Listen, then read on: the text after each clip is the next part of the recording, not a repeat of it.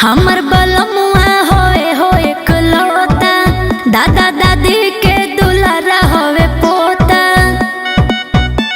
अरे ये सखी, हमर बलमुआ होए हो एकलौता, दादा दादी के दुलारा होवे पोता।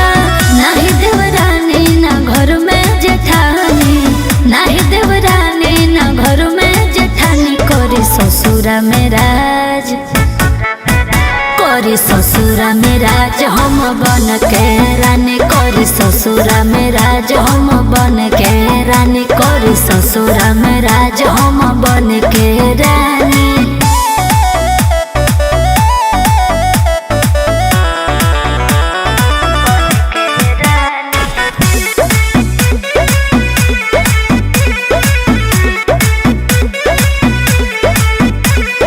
कुछ के ना दुख बाटे पियावा के घर में, करेला आराम जैसे करे नई हर में।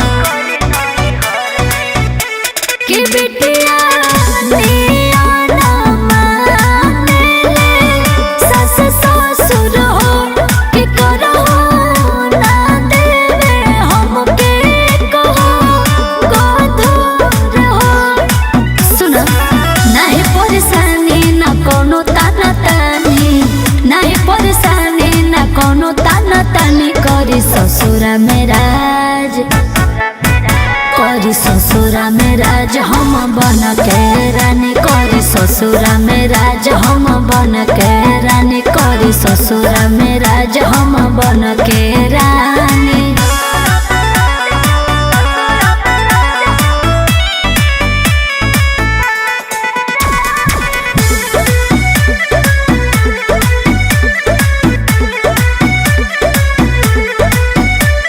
सोना चांदी नियन बाड़े मोर सैया हो, रोजे उतारी हम राजा के बलैया हो।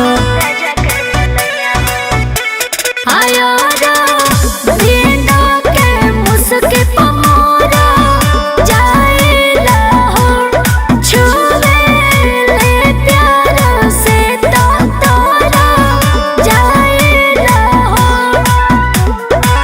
बोले मिठ बने चना अमृत के पानी, बोले मिठ बने चना अमृत के पानी, करी ससुरा में राज, करी ससुरा में राज हम बन के रानी, करी ससुरा में राज हम बन के रानी, करी ससुरा में राज हम बन के रानी।